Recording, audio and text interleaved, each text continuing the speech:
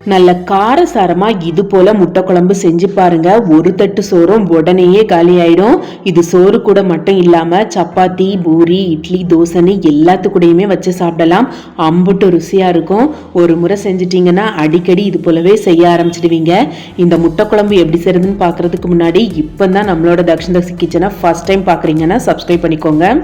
First இந்த முட்டை குழம்பு செய்யறதுக்கு அடுப்பை பற்ற வச்சுட்டு ஒரு கடாய் எடுத்து வச்சுக்கோங்க. கடாய் சூடானதும் 1 ஸ்பூன் நெய் சேர்த்துக்கோங்க. கூடவே 2 டேபிள் ஸ்பூன் சமையல் எண்ணெய் சேர்த்துக்கோங்க. எண்ணெய் நல்லா சூடானதுக்கு அப்புறமா 1/2 டீஸ்பூன் ஜீரகம், 1 நட்சத்திரப்பட்டை, 3 கிராம்பு, 1 சின்ன துண்டு பட்டையும் சேர்த்துக்கோங்க. கூடவே 2 ஏலக்காயும் சேர்த்துக்கோங்க.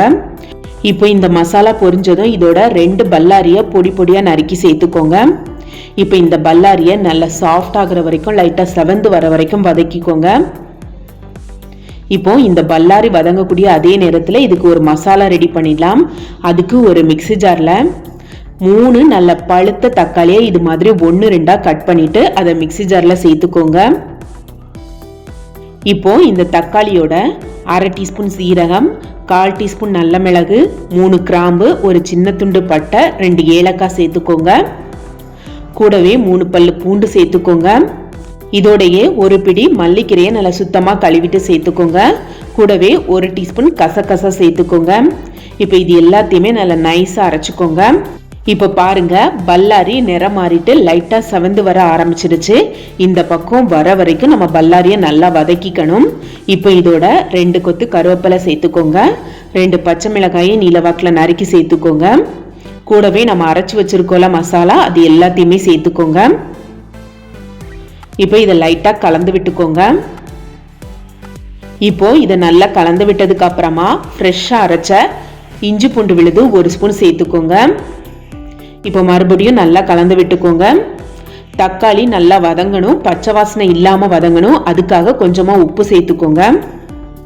நான் கொஞ்சம் தாராளமா உப்பு சேர்த்துருக்கேன். இப்போ உப்பு சேர்த்துட்டு ஒரு 2 நிமிஷத்துக்கு இதை நல்லா வதக்கிக்கோங்க. தக்காளி இஞ்சி பூண்டோட பச்சை வாசனை போகிற வரைக்கும் வதக்கிக்கோங்க. இனி நாம மசாலா சேர்க்கலாம்.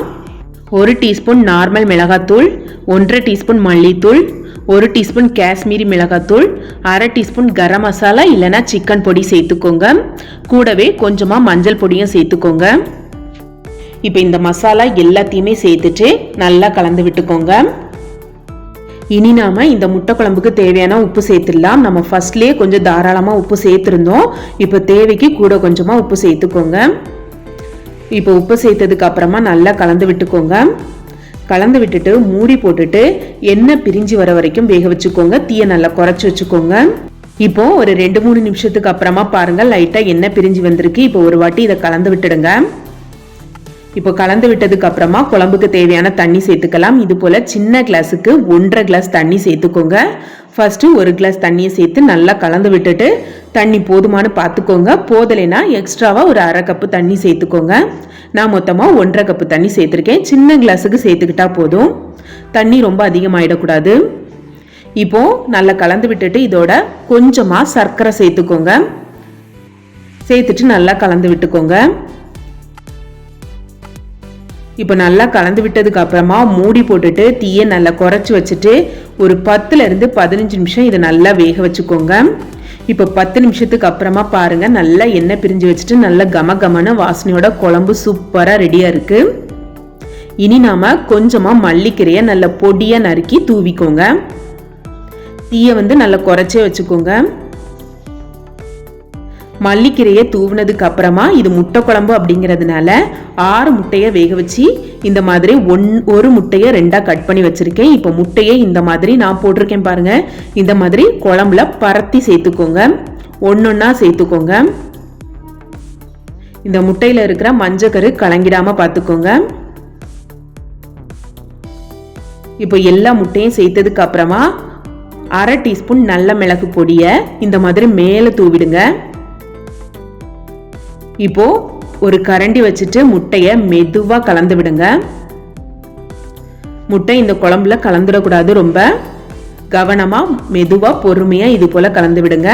அந்த மசாலால இந்த முட்டை லைட்டா மூழ்கிற மாதிரி இருந்தா போதும். இப்ப பாருங்க, அழகா கலந்து விட்டாச்சு. இப்ப மறுபடியும் மூடி போட்டுட்டு 1 to 2 நிமிஷம் அப்படியே சிம்ல வச்சிருங்க. அவ்வளோதாங்க, குழம்பு சூப்பராக நல்ல கம கமன வாசனையோட நல்ல ருசியாக ரெடி ஆயிடுச்சு. அவ்வளோதான். இனி நீங்கள் அடுப்பை ஆஃப் பண்ணிவிட்டு சோறு கூடையோ சப்பாத்தி கூடையோ இட்லி கூடையோ தோசை கூடையோ பூரி கூடையோ எது கூட வேணாலும் வச்சு சாப்பிடுங்க. நல்ல காரசாரமாக ரொம்ப ருசியாக இருக்கும். நான் இதை வந்துட்டு சாதத்து கூட வச்சு சாப்பிட்றதுக்கு தான் ரெடி பண்ணியிருந்தேன். சோறு கூட வச்சு சாப்பிட்றதுக்கு செம்ம ருசியாக இருந்து கண்டிப்பாக வீட்டில் செஞ்சு பாருங்கள். செஞ்சு பார்த்துட்டு டேஸ்ட் எப்படி இருந்துச்சு அப்படிங்கிறத மறக்காமல் கமெண்டில் ஷேர் பண்ணுங்கள். இந்த முட்டை குழம்பு ரெசிபி உங்கள் எல்லாத்துக்குமே பிடிச்சிருந்தா வீடியோக்கு லைக் பண்ணுங்கள், கமெண்ட் பண்ணுங்கள், உங்களோட ஃப்ரெண்ட்ஸ் அண்ட் ஃபேமிலி கூடயும் ஷேர் பண்ணுங்கள். மறக்காமல் வீடியோவை ஹைப் பண்ணிவிட்டு நம்மளோட தக்ஷிணசி கிச்சனையும் சப்ஸ்கிரைப் பண்ணி சப்போர்ட் பண்ணுங்கள்.